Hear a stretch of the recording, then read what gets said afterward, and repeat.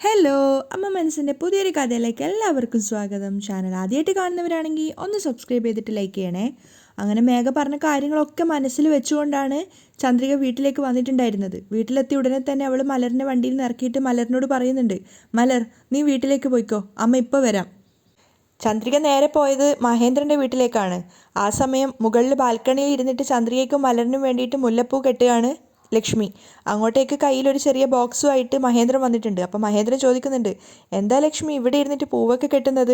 അപ്പോൾ സന്തോഷത്തോടു കൂടി ലക്ഷ്മി പറയുന്നുണ്ട്, ഇത് ഞാൻ ചന്ദ്രികയ്ക്കും മലറിനും വേണ്ടി കെട്ടുകയാണ്. ഇന്ന് ചന്ദ്രികയുടെ ജന്മദിനമല്ലേ, ഈ ദിവസം ഞാൻ ഇതുപോലെ ഉണ്ടാക്കുന്ന പൂവ് അവളുടെ തലയിൽ വെച്ചിട്ട് അവളുടെ ഭംഗി ആസ്വദിക്കണമെന്ന് എനിക്ക് നല്ല ആഗ്രഹം. ആ സമയത്ത് മഹേന്ദ്രൻ അദ്ദേഹത്തിൻ്റെ കയ്യിലുണ്ടായിരുന്ന ബോക്സ് ലക്ഷ്മിക്ക് നേരെ നീട്ടുകയാണ്. അപ്പോൾ സന്തോഷത്തോടെ വാങ്ങിയിട്ട് ലക്ഷ്മി ചോദിക്കുന്നുണ്ട്, ഇതെന്താ സംഭവം? നീ തന്നെ തുറന്നു നോക്ക്. അവരത് തുറന്നു നോക്കുന്ന സമയത്ത് അതിലൊരു ഡയമണ്ട് നെക്ലേസ് ആയിരുന്നു. അത് കണ്ട് ലക്ഷ്മി അദ്ദേഹത്തെ നോക്കി പുഞ്ചിരിക്കുകയാണ്. അപ്പോഴേക്കും ചന്ദ്രിക ദേഷ്യത്തോടെ ആ വീട്ടിലേക്ക് കയറി വന്നിട്ടുണ്ടായിരുന്നു. അവൾ ചെരുപ്പൊക്കെ അഴിച്ചിട്ട് വന്ന് നോക്കുന്ന സമയത്ത് അവിടെ ആരെയും കാണുന്നില്ല. ചന്ദ്രിക നല്ല ദേഷ്യത്തിലാണ് ഉണ്ടായിരുന്നത്. അവൾ അവിടെ ഹാളിലും അതുപോലെ റൂമിലും ഒക്കെ നോക്കിക്കൊണ്ടിരിക്കുകയാണ് ലക്ഷ്മിയെ മഹേന്ദ്രനെയും. ആ സമയം ആ നെക്ലേസ് നോക്കിക്കൊണ്ട് ലക്ഷ്മി മഹേന്ദ്രനോട് പറയുന്നുണ്ട്, ഇത് ഡയമണ്ട് നെക്ലേസ് അല്ലേ? അതെ, നന്നായിട്ടുണ്ട്. ഞാൻ ചന്ദ്രികയ്ക്ക് വേണ്ടി വാങ്ങിയതാ. മഹേന്ദ്രനും അഭിമാനത്തോടെ പറയാണ്. ഞാനിത് നിങ്ങളോട് പറയണമെന്ന് കരുതിയതാ, പക്ഷെ നല്ല കാര്യം, നിങ്ങൾ തന്നെ വാങ്ങിയിട്ട് വന്നു. ഈ ജന്മദിനത്തിൽ ചന്ദ്രികയുടെ കഴുത്തിൽ ഈ നെക്ലേസ് അണിഞ്ഞാൽ വളരെയധികം നന്നായിട്ടുണ്ടാവും. ആ സമയത്ത് ചന്ദ്രിക താഴെ ഓരോ മുറികളിലും ഇവരെ നോക്കിക്കൊണ്ടേ ഇരിക്കുകയാണ്. എവിടെയും അവരെ കാണുന്നില്ല. അങ്ങനെ അവൾ മുകളിലേക്കുള്ള സ്റ്റെപ്പ് കയറുന്നുണ്ട്. ആ സമയത്ത് മഹേന്ദ്രൻ ലക്ഷ്മിയോട് പറയുന്നുണ്ട്, ഇന്ന് ജന്മദിനത്തിൻ്റെ ദിവസം ചന്ദ്രിക നമ്മുടെ മകളാണെന്നുള്ള സത്യം അവളോട് പറയണം. അത് പറഞ്ഞ ഉടനെ അവളെ മുഖത്തുണ്ടാവുന്ന ആ ഒരു സന്തോഷം നമുക്ക് കാണണം. അത് കേൾക്കുന്ന സമയത്ത് ലക്ഷ്മിയും ഹൃദയം നിറഞ്ഞു ചിരിക്കുകയാണ്. അപ്പോൾ നിറഞ്ഞ കണ്ണുകളോടെ മഹേന്ദ്രൻ പറയുന്നുണ്ട്, അതിനു വേണ്ടിയിട്ടാണ് ഇത്രയും കാലം ഞാൻ കാത്തിരുന്നത്. അപ്പോൾ വികാരാധീനനായിട്ടാണ് മഹേന്ദ്രൻ സംസാരിക്കുന്നത്. ചന്ദ്രികയാണ് നമ്മുടെ മോളെന്നറിഞ്ഞാൽ ആ നിമിഷം തന്നെ അവൾ നമ്മളെ കെട്ടിപ്പിടിച്ച് പൊട്ടിക്കരയും. ലക്ഷ്മിയും പറയുന്നുണ്ട്, ചന്ദ്രികയ്ക്ക് ഈ ജന്മദിനത്തിൻ്റെ ദിവസം മറക്കാനേ സാധിക്കില്ല. ശരി വാ, ചന്ദ്രിക അമ്പലത്തിൽ നിന്ന് വന്നോ നോക്കാം നമുക്ക് എന്ന് പറഞ്ഞ് രണ്ടുപേരും താഴേക്ക് ഇറങ്ങാൻ പോകുമ്പോഴാണ് ചന്ദ്രിക ബാൽക്കണിയിലേക്ക് അങ്ങോട്ടേക്ക് വരുന്നത്. താൻ കെട്ടിയുണ്ടാക്കിയ പൂവൊക്കെ എടുത്തിട്ടാണ് താഴേക്ക് ലക്ഷ്മി ഇറങ്ങുന്നത്. ആ സമയത്താണ് ചന്ദ്രികയെ കാണുന്ന സമയത്ത് മഹേന്ദ്രൻ സന്തോഷത്തോടെ ലക്ഷ്മിയോട് പറയുന്നുണ്ട്, ആഹാ, ഇതാ ആരാ വന്നേ നോക്കിയേ. അപ്പോൾ ലക്ഷ്മിയും പറയുന്നുണ്ട്, ആ ചന്ദ്രിക വാ മോളെ. പക്ഷേ ചന്ദ്രിക നല്ല ഡിസ്റ്റർബ്ഡിലാണ് ഉണ്ടായിരുന്നത്. അവളൊന്നും മിണ്ടുന്നില്ല. അപ്പോൾ ലക്ഷ്മി നിറഞ്ഞ ഹൃദയത്തോടെ പറയുകയാണ്, നിന്നെപ്പറ്റിയാണ് ഞങ്ങൾ സംസാരിച്ചുകൊണ്ടിരുന്നത്. എന്നിട്ട് അവർ കെട്ടിയുണ്ടാക്കിയ ആ മുല്ലപ്പൂവ് ചന്ദ്രികയ്ക്ക് നേരെ നീട്ടിക്കൊണ്ട് പറയുകയാണ്, ഇന്നാ നിനക്കും മലറിനും വേണ്ടിയിട്ട് എൻ്റെ കൈ കൊണ്ട് ഞാൻ തന്നെ കെട്ടിയുണ്ടാക്കിയ പൂവാണ്. അപ്പോൾ ചന്ദ്രിക ഒരർത്ഥം വെച്ചിട്ട് ലക്ഷ്മിയെ നോക്കുന്നുണ്ട്. ഇന്നാ തലയിൽ വെക്ക്. അപ്പോൾ ചന്ദ്രിക അത് വാങ്ങിക്കാതെ അവരെ രണ്ടുപേരെയും കുറച്ചൊന്ന് രൂക്ഷമായിട്ട് മാറി മാറി നോക്കുകയാണ്. അതിലെന്തോ ഒരു പന്തികേട്ടുള്ളതുപോലെ മഹേന്ദ്രനും ഫീൽ ചെയ്യുന്നുണ്ട്, ലക്ഷ്മിക്കും തോന്നുകയാണ്. അപ്പോൾ ലക്ഷ്മി വീണ്ടും പറയാണ്, എന്താ ചന്ദ്രിക, ഇന്നാ പൂ വാങ്ങി തലയിൽ വെക്ക്. ചന്ദ്രികയുടെ മുഖത്ത് നോക്കുന്നതോറും രണ്ടുപേർക്കും മനസ്സിലാവുകയാണ് അവളെന്തോ വിഷമത്തിലാണുള്ളതെന്ന്. അതുകൊണ്ട് തന്നെ പരസ്പരം അവർ മുഖത്തോട് മുഖം നോക്കിയതിന് ശേഷം ചന്ദ്രികയോട് ലക്ഷ്മി ചോദിക്കുന്നുണ്ട്, എന്താ ചന്ദ്രിക, മുഖമൊക്കെ എന്തോ വല്ലാതെ മാതിരി ഇരിക്കുന്നത്, വയ്യേ? ഞാൻ തന്നെ എന്നാൽ തലയിൽ വെച്ച് തരട്ടെ, ഒരു നിമിഷം എന്ന് പറഞ്ഞിട്ട് ആ മുല്ലപ്പൂവ് എടുക്കുന്ന സമയത്താണ് ചന്ദ്രിക അവരോട് രണ്ടുപേരോടായിട്ട് ചോദിക്കുന്നത്, ഞാൻ പറയുന്ന ചോദ്യത്തിന് ഉത്തരം താ. അവർക്ക് രണ്ടുപേർക്കും ആദ്യം കാര്യം മനസ്സിലായില്ല. അപ്പോഴാണ് ചന്ദ്രിക രൂക്ഷമായിട്ട് ചോദിക്കുന്നത്, ഞാൻ ശരിക്കും ആരാ? അവർ രണ്ടുപേരും ഒരുപോലെ പരസ്പരം ഞെട്ടിയിട്ട് നോക്കുകയാണ്. ആ സമയത്ത് മഹേന്ദ്രൻ ചോദിക്കുന്നുണ്ട്, എന്താ മോളെ? ചന്ദ്രിക ദേഷ്യത്തോടെ വീണ്ടും അവളുടെ ചോദ്യം ആവർത്തിക്കുകയാണ്, പറ, ഞാൻ ആരാ? അയ്യോ പറ, ഞാൻ ആരാ? ഞാൻ ആരാ? അവൾ പൊട്ടി പൊട്ടി കരയാണ്. അത് കേൾക്കുന്ന സമയത്ത് മഹേന്ദ്രൻ ലക്ഷ്മിയും പരസ്പരം മുഖത്തോട് മുഖം നോക്കുന്നുണ്ട്. അപ്പോഴാണ് തൻ്റെ ഹൃദയത്തെ കുത്തി തുളച്ചിട്ടുണ്ടായിരുന്ന ആ ഒരു ചോദ്യം ചന്ദ്രിക അവരോട് ചോദിക്കുന്നത്, നിങ്ങൾ രണ്ടുപേരും ആണോ എൻ്റെ അച്ഛനും അമ്മയും? അത് കേട്ട സമയത്ത് അവർ വല്ലാതെ ഷോക്കാവുകയാണ്. ഒന്നും പറയാനാവാതെ ചന്ദ്രികയുടെ നേരെ തന്നെ നോക്കി നിൽക്കുകയാണ്. ആ സമയത്ത് ചന്ദ്രിക വീണ്ടും ചോദിക്കുന്നുണ്ട്, നിങ്ങളാണോ എൻ്റെ സ്വന്തം അച്ഛനും അമ്മയും? ചന്ദ്രികയുടെ ചോദ്യം കേട്ടതും ലക്ഷ്മിയും മഹേന്ദ്രനും പരസ്പരം മുഖത്തോട് മുഖം നോക്കുകയാണ്. മാത്രമല്ല മഹേന്ദ്രൻ അവളോട് ചോദിക്കുന്നുണ്ട്, ചന്ദ്രിക, നിനക്ക് എങ്ങനെ ഇതറിയാം? നീ ഇതെങ്ങനെ അറിഞ്ഞു? അത് കേട്ടതും ചന്ദ്രിക ശരിക്കും ഷോക്കാവാണ്. കാരണം ഒരിക്കലും അവൾ പോലും പ്രതീക്ഷിച്ചിട്ടുണ്ടായിരുന്നില്ല അവരത് അംഗീകരിക്കും എന്നുള്ളത് പോലും. അപ്പോൾ ചന്ദ്രിക തിരിച്ചു ചോദിക്കുന്നുണ്ട്, നിങ്ങളാണ് എൻ്റെ അച്ഛനും അമ്മയും എന്നുള്ളത് ഇത്രയും കാലം എന്താ എന്നോട് പറയാതിരുന്നത്? അവർ രണ്ടുപേരും കുറ്റബോധത്തോടെ തലതാഴ്ത്തിയിട്ട് കരയുകയാണ്. അപ്പോൾ ചന്ദ്രിക ചോദിക്കുന്നുണ്ട്, ഞാനാണ് നിങ്ങളെ പ്രസവിച്ച മകളെന്ന് അറിഞ്ഞിട്ടും ഇത്രയും നാളും എന്നോട് ആ സത്യം പറയാതെ എന്തിനാ മറച്ചു വെച്ചത്? അവർക്ക് രണ്ടുപേർക്കും മറുപടി ഒന്നും ഉണ്ടായിരുന്നില്ല. ആ സമയത്താണ് ചന്ദ്രികയുടെ അടുത്ത ചോദ്യം. ഓ, ഒരു വേലക്കാരിയാണ് നിങ്ങളുടെ മകളെന്ന് പറയാൻ നിങ്ങളുടെ സ്റ്റാറ്റസ് അനുവദിച്ചിട്ടുണ്ടാവില്ലല്ലേ? അത് കേട്ട സമയത്ത് അവർ രണ്ടുപേരും ഷോക്കാവുകയാണ്. ഒരിക്കലും അതല്ല എന്നുള്ള അർത്ഥത്തിൽ അവർ രണ്ടുപേരും തലയനക്കുന്നുണ്ട്. അപ്പോൾ ചന്ദ്രിക സങ്കടത്തോടെ പറയാണ്, ഏതോ ഒരു ഗ്രാമത്തിൽ വളർന്നവൾ, പഠിപ്പും അറിവും ഒന്നും ഇല്ലാത്തൊരു പൊട്ടി, അവളെ പോയി മോളാണെന്ന് പറഞ്ഞു കഴിഞ്ഞാൽ ഈ ലോകം മുഴുവൻ നിങ്ങളെ നാണക്കേടോടുകൂടിയാണ് നോക്കുക എന്നുള്ളത് നിങ്ങൾക്ക് തോന്നിയിട്ടുണ്ടാവും അല്ലേ? ചന്ദ്രിക മേഘ പറഞ്ഞു കൊടുത്ത അറിവിൽ ഓരോരോ ചോദ്യങ്ങൾ അവർക്ക് നേരെ ചോദിക്കുകയാണ്. അതൊന്നും മനസ്സിൽ പോലും ചിന്തിക്കാത്തത് കൊണ്ട് തന്നെ അവർ രണ്ടുപേരും പതറി നിൽക്കുകയാണ്. അപ്പോൾ പരസ്പരം നോക്കിയിട്ട് ലക്ഷ്മി ആണെങ്കിലും മഹേന്ദ്രൻ ആണെങ്കിലും കരയുന്നുണ്ട്. ആ സമയത്ത് ചന്ദ്രിക വീണ്ടും ചോദിക്കുകയാണ്, പറ, ഇത്രയും കാലം ഈ സത്യം എന്നോട് പോലും പറയാതിരുന്നത് മറച്ചു വെച്ചത് എന്തിനാ? പറ. ചന്ദ്രിക സങ്കടത്തോടെ അലറിക്കൊണ്ടാണ് ചോദിക്കുന്നത്. ഞാനാ നിങ്ങളുടെ മോളെന്ന് പറഞ്ഞു കഴിഞ്ഞാൽ നിങ്ങളുടെ സ്വത്തിനും പണത്തിനും ആഗ്രഹിച്ചിട്ട് ഞാൻ നിങ്ങളുടെ പിന്നാലെ വരുമെന്ന് കരുതിയിട്ടുണ്ടാവും അല്ലേ? മേഘ പറഞ്ഞ് പഠിപ്പിച്ചു കൊടുത്ത ഓരോരോ വാക്കുകൾ മഹേന്ദ്രൻ്റെ അടുത്തും ലക്ഷ്മിയുടെ അടുത്തും ചോദിക്കുകയാണ്. അവരാണെങ്കിൽ ഒന്നും മനസ്സിൽ ചിന്തിക്കാത്തത് കൊണ്ട് തന്നെ പെട്ടെന്ന് ചന്ദ്രിക അങ്ങനെയൊക്കെ ചോദിച്ച സമയത്ത് വല്ലാതെ തകർന്നു പോവാണ്. എന്തൊക്കെയാണ് ചന്ദ്രിക ഈ പറയുന്നതെന്ന് വരെ അവർ ചിന്തിച്ചു പോകുന്നുണ്ട്. പക്ഷെ ഒന്നും അവളോട് മറുത്തു പറയാൻ സാധിക്കുന്നുണ്ടായിരുന്നില്ല അവരുടെ ആ ഒരു കണ്ണീരിന് മുന്നിൽ.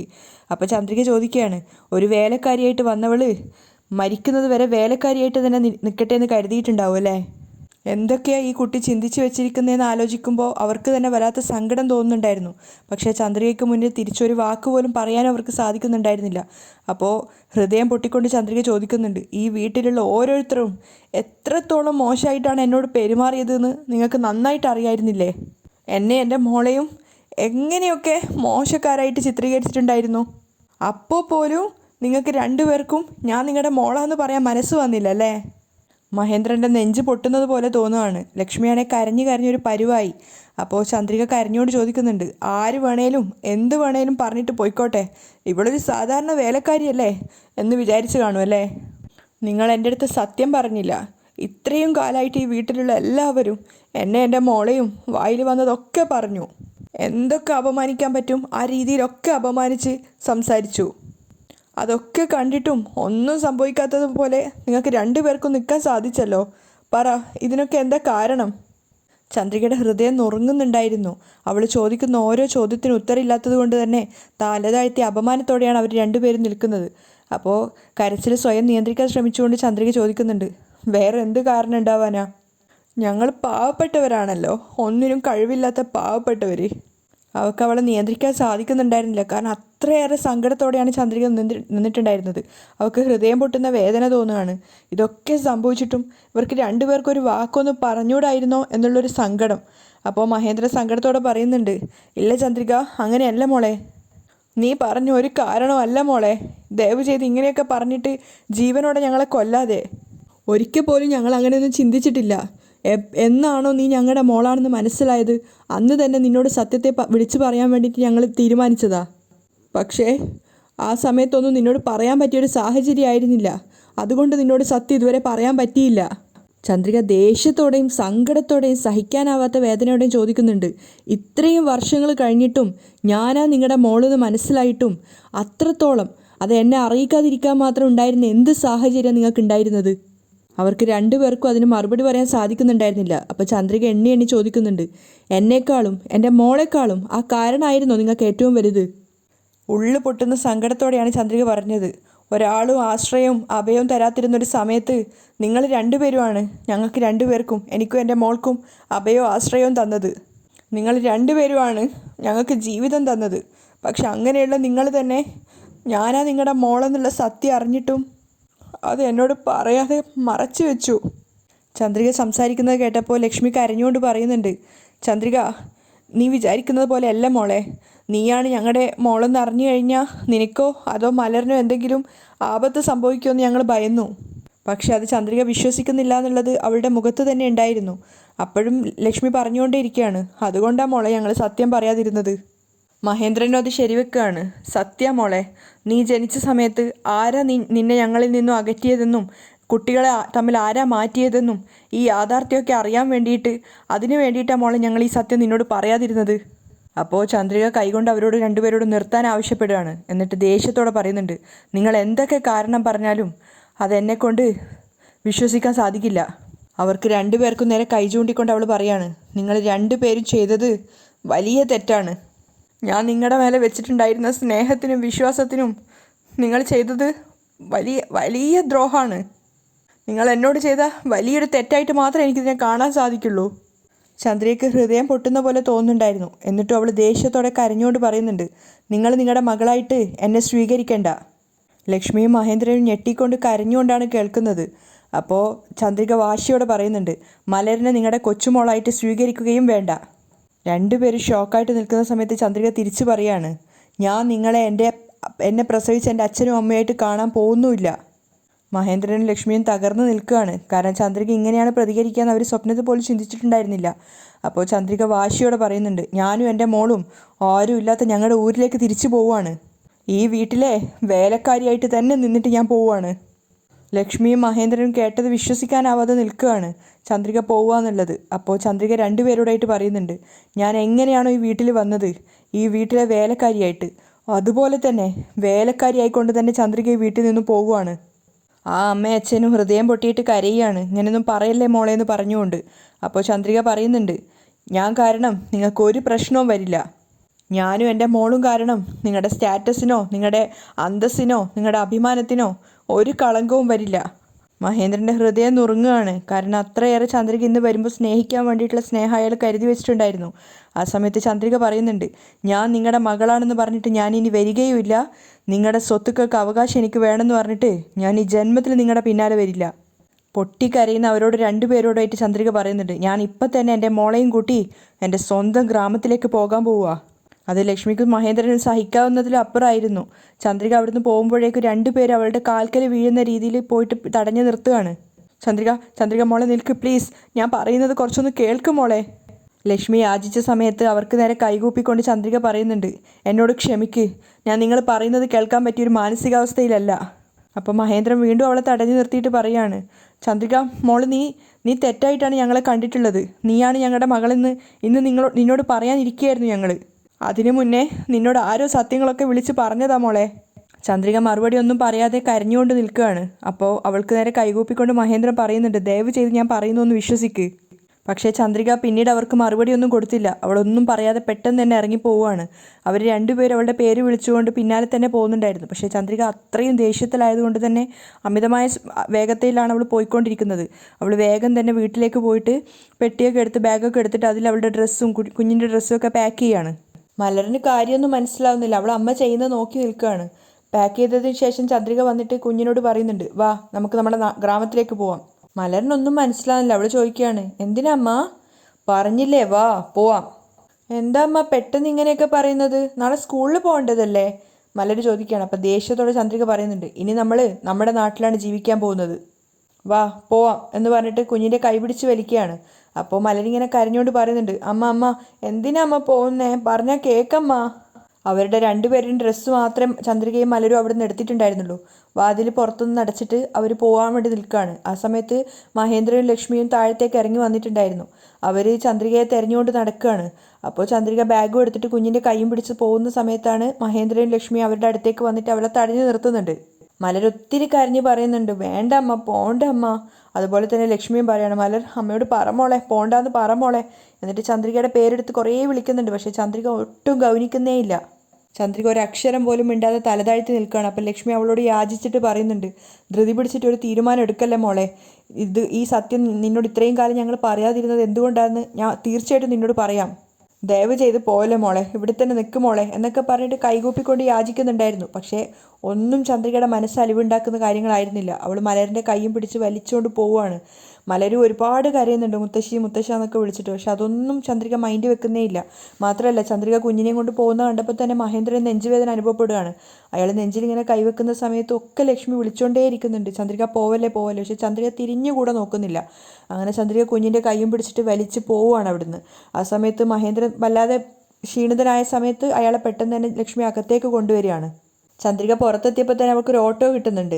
അപ്പോൾ ബാഗ് എടുത്തിട്ട് ഓട്ടോയിൽ വെച്ചിട്ട് കുഞ്ഞിനെ കയറ്റുന്ന സമയത്ത് അതുവഴി കാറിൽ ജാനകി വരുന്നുണ്ടായിരുന്നു. അപ്പോൾ ജാനകി കാറിൽ എന്നിട്ട് ചിന്തിക്കുന്നുണ്ട്, ആഹാ ഇതെന്താ ചന്ദ്രിക ബാഗൊക്കെ എടുത്തിട്ട് പോകുന്നത്? ഒരുപക്ഷേ ഞാനിന്നലെ പറഞ്ഞത് ഏറ്റിട്ടുണ്ടാവോ? എന്തായാലും കുഴപ്പമില്ല, ഒന്ന് പോയി കിട്ടിയാൽ മതിയായിരുന്നു നാശം. അങ്ങനെയാണെങ്കിൽ എൻ്റെ മക്കൾക്ക് ഉണ്ടായിരുന്ന ആ ഒരു ബാധ ഒഴിഞ്ഞു പോയി എന്ന് തന്നെ വിചാരിക്കാം. ഓട്ടോയിൽ ഇരുന്നിട്ട് മലർ ഒത്തിരി കരഞ്ഞു പറഞ്ഞു. പക്ഷെ ചന്ദ്രിക അതൊന്നും കേൾക്കുന്ന പോലും ഉണ്ടായിരുന്നില്ല. മഹേന്ദ്രനെ അകത്തേക്ക് കൂട്ടിക്കൊണ്ടുവന്നിട്ട് ലക്ഷ്മി വേഗം അയാൾക്ക് നെഞ്ചുവേദനക്കുള്ള മരുന്ന് എടുത്തു കൊടുക്കുകയാണ്. ഗുളിക കഴിച്ചതിന് ശേഷം അയാൾ ലക്ഷ്മിയോട് പറയുന്നുണ്ട്, ചന്ദ്രിക ഇങ്ങനെ ദേഷ്യം പിടിച്ച് പോകുമെന്ന് വിചാരിച്ചില്ലല്ലോ, ഇനി എന്താ ചെയ്യുക ലക്ഷ്മി? അപ്പോൾ കരഞ്ഞുകൊണ്ട് അവരും പറയാണ്, എനിക്കും അറിയില്ല ഏട്ടാ, അവൾക്ക് എങ്ങനെയാണ് പറഞ്ഞ് മനസ്സിലാക്കി കൊടുക്കുക എന്ന് മനസ്സിലാവുന്നില്ല. ആ സമയത്താണ് ക്ഷേത്രത്തിൽ പോയ മേഘയും കുഞ്ഞും തിരിച്ചു വന്നത്. കുഞ്ഞിനോട് അകത്തേക്ക് പോകാൻ പറഞ്ഞിട്ട് മേഘ അവിടെ നിന്നിട്ട് അവരെ രണ്ടുപേരെയും നോക്കുകയാണ്. അപ്പോൾ അവരെ കണ്ടപ്പോൾ തന്നെ മേഘയ്ക്ക് കാര്യം മനസ്സിലായി, ചന്ദ്രിക പ്രശ്നം ഉണ്ടാക്കി എന്നുള്ളത്. അപ്പോൾ അവൾ ചിന്തിക്കുന്നുണ്ട്, അയ്യോ ചന്ദ്രികയോട് അച്ഛനും അമ്മയും ആവാൻ വേണ്ടിയിട്ട് കാത്തു നിൽക്കുമായിരുന്നു അല്ലേ. ഈ ജന്മത്തിൽ അവൾ നിങ്ങളെ അച്ഛ അമ്മ എന്ന് വിളിക്കില്ല. ഇനി ഈ ജീവിതത്തിൽ അവൾ നിങ്ങളുടെ മുഖത്ത് പോലും നോക്കില്ല. അത്രയ്ക്ക് ഞാൻ അവളോട് പറഞ്ഞിട്ടുണ്ട്. ചന്ദ്രികയും നിങ്ങളെയും ഒരു കോലത്ത് ഞാൻ ഒന്നാവാൻ അനുവദിക്കില്ല. എന്നിട്ട് ഒന്നും അറിയാത്തതുപോലെ നേരെ അവരുടെ അടുത്തേക്ക് പോവുകയാണ്. അപ്പോൾ അവരിങ്ങനെ ടെൻഷൻ അടിച്ചിരിക്കുന്ന സമയത്ത് ഒന്നും അറിയാത്തപ്പോൾ ചോദിക്കുന്നുണ്ട് എന്ത് പറ്റിയെന്ന്. അവരൊന്നും മിണ്ടുന്നില്ല. അപ്പോൾ അവരോട് രണ്ടുപേരോടായിട്ട് ഇന്ന് തൻ്റെ ജന്മദിനാണെന്നും അനുഗ്രഹിക്കണം എന്നൊക്കെ പറഞ്ഞിട്ട് അനുഗ്രഹവും ആശീർവാദമൊക്കെ വാങ്ങിക്കുകയാണ്. അപ്പോൾ അവൾക്ക് അനുഗ്രഹം കൊടുത്തതിന് ശേഷം അവർ രണ്ടുപേരും മുകളിലേക്ക് പോവുകയാണ്. മേഘ അത് കണ്ട് ആസ്വദിച്ച് നിൽക്കുന്നുണ്ടായിരുന്നു. ആ സമയത്ത് ചന്ദ്രികയും കുഞ്ഞും നാട്ടിലെത്തിയിട്ടുണ്ടായിരുന്നു. ഓട്ടോയിൽ നിന്ന് ഇറങ്ങിയിട്ട് അവർ നടക്കുകയാണ്. ആ സമയത്ത് മലര് പിന്നെയും പറഞ്ഞുകൊണ്ടിരിക്കുകയാണ് തിരിച്ചിട്ട് മഹേന്ദ്ര മുത്തശ്ശൻ്റെ വീട്ടിലേക്ക് പോവാമെന്ന്. കുറേ നടന്നതിന് ശേഷം മലര് ചന്ദ്രികയുടെ കൈ പിടിച്ച് നിർത്തുകയാണ്. എന്താ കാര്യം എന്നറിയാൻ വേണ്ടിയിട്ട് അവൾ മലരിനോട് ചോദിക്കുമ്പോൾ മലര് കരഞ്ഞുകൊണ്ട് പറയുന്നുണ്ട്, ഞാൻ ഈ വീട്ടിലേക്ക് വരില്ല, വാ നമുക്ക് മഹേന്ദ്ര മുത്തശ്ശൻ്റെ വീട്ടിലേക്ക് പോവാം. ചന്ദ്രികയ്ക്ക് ദേഷ്യം വരുന്നുണ്ടായിരുന്നു. മലർ അധികം സംസാരിക്കാതെ എൻ്റെ കൂടെ വാ. അപ്പോൾ കരഞ്ഞുകൊണ്ട് മലര് പറയുന്നുണ്ട്, എനിക്ക് ഈ നാടേ ഇഷ്ടമല്ല, വാ നമുക്ക് ചെന്നൈയിലേക്ക് പോവാം. അപ്പോൾ ചന്ദ്രിക പറയുന്നുണ്ട്, മലർ അമ്മക്ക് ദേഷ്യം വന്നു കഴിഞ്ഞാൽ നന്നായിട്ട് അടിക്കൂട്ടോ. അപ്പോഴും മലര് വാശി പിടിക്കുകയാണ്, ഞാൻ വരില്ല, മഹേന്ദ്ര മുത്തശ്ശനും ലക്ഷ്മി മുത്തശ്ശിയും നമ്മളെ വിചാരിച്ചിട്ട് കരയുന്നുണ്ടാവും. ചന്ദ്രിക ദേഷ്യത്തോടെ മലറിനെ നോക്കി നിൽക്കുകയാണ്. അവിടെയാണ് ഇന്നത്തെ എപ്പിസോഡ് വൈൻഡപ്പ് ചെയ്യുന്നത്.